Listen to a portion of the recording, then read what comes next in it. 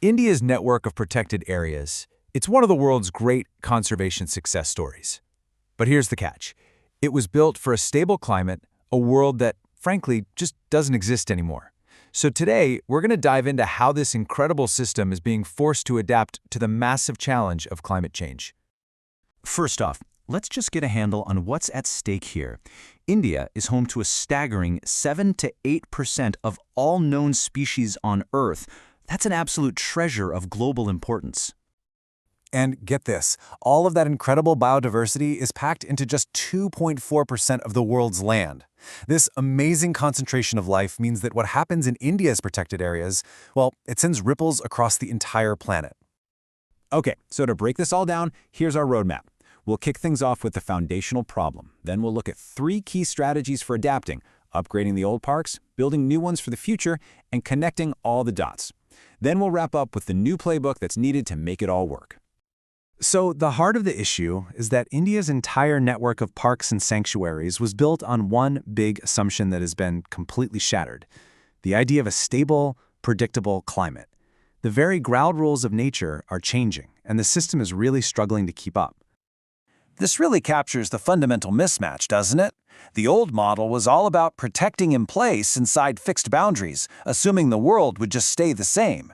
The new reality? It's a dynamic climate where habitats are on the move and species have to adapt and follow them.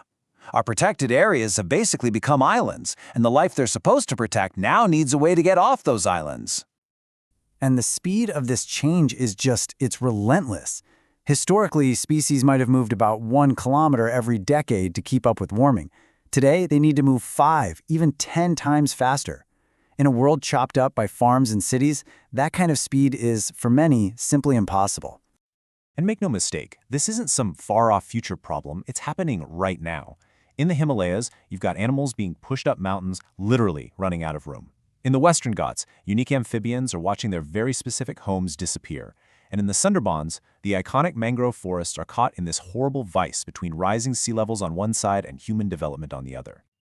This all leads to a really crucial question. If the very places we've set aside to protect nature are themselves becoming unsafe, then what do we do?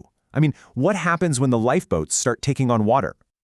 Okay, so the first part of the answer is about strengthening what we already have. It's about upgrading the existing parks, making them tougher and more adaptable to handle all these new pressures. A huge strategy here is creating and managing buffer zones around the parks. But as you can see, this isn't a one-size-fits-all kind of deal. For coastal zones like the Sundarbans, it means protecting land inland to give the mangroves a place to retreat from the rising sea. In the mountains, it's about expanding reserves upward, creating corridors so species can climb to cooler spots. So what does a buffer zone actually look like? Well, think of it like the layers of an onion. Right at the center, you have the strictly protected core area. Around that, you've got an inner buffer that allows for some animal movement and limited human use. Then, the outer buffer integrates things like low-impact farming, creating a soft edge that insulates the core from the heavy pressures of human settlements. But it's not just about buffering the edges. We also have to manage for resilience inside the parks. The goal is to make the ecosystem itself tougher, so it can take a hit, like a major drought or a wildfire, and bounce back without completely collapsing. In the real world, that means stuff like restoring natural water sources, fighting off invasive species, and making sure populations are genetically diverse enough to adapt. Now this is where things get really fascinating. Conservation is shifting from just reacting to threats to proactively planning for the future. It's all about figuring out and protecting the places that are going to be critical for life decades from now. One of the coolest tools for this is ecological forecasting. Scientists use these incredibly powerful computer models to project where a species' perfect climate is going to be in, say, 50 or 100 years. This lets planners identify and protect those future homes today before they get paved over. Another really smart strategy is to find and protect what are called climatic refugia. These are special places, think deep valleys or cool north-facing slopes, where the local climate changes way more slowly than the surrounding area. They act like natural shelters or slow lanes on the climate change highway, where species can hang on while the world changes like crazy around them. But maybe the most profound idea is what's called conserving the stage. The idea is to stop focusing only on the actors, the species, and start protecting the stage itself. Think of it like this. Instead of just protecting a forest for one particular bird, you protect the whole mountain slope, its unique soil, its different sunny and shady sides, its springs and rock fields. That physical diversity creates a durable stage where life, in some form, can always persist, even if the cast of characters changes over time. So, making parks resilient and identifying future habitats is a great start.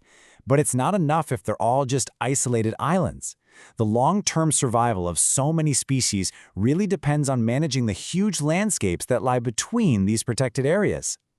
This landscape of farms, towns, and roads is what scientists call the matrix. And right now, for a migrating animal, that matrix is often a total brick wall.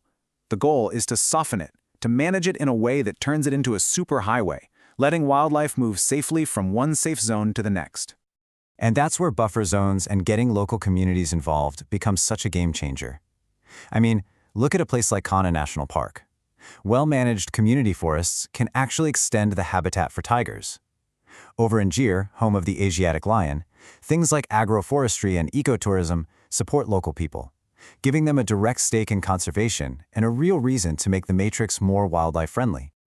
You see, all these strategies, they demand way more than just good science. They require a complete revolution in policy, in governance, and in how we even think about what conservation is supposed to do.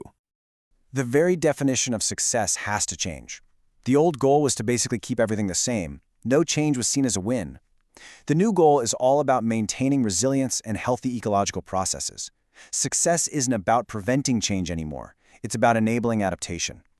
And that means we have to stop thinking in 10-year plans and start planning for horizons of 30, 50, maybe even 100 years. And look, this new reality, it also forces us into some incredibly difficult conversations. With limited money and time, we may have to adopt a concept from medicine called conservation triage. It's a tough pill to swallow, but it means making hard, science-based decisions to prioritize our efforts on species and ecosystems that have the best shot at survival, even if it means we can't save everything. So, at the end of the day, the big takeaway is this. The old model of fortress conservation, of just building walls around parks and hoping for the best, it's over. The only way forward is a system that is flexible enough to manage change, connected enough to allow for movement, and forward-looking enough to get ready for the world of tomorrow, not the world of yesterday. And you know, this challenge goes way beyond India. It forces all of us to confront a really profound and honestly unsettling question. In an age of constant, massive ecological change, how do we protect a world that simply refuses to stand still?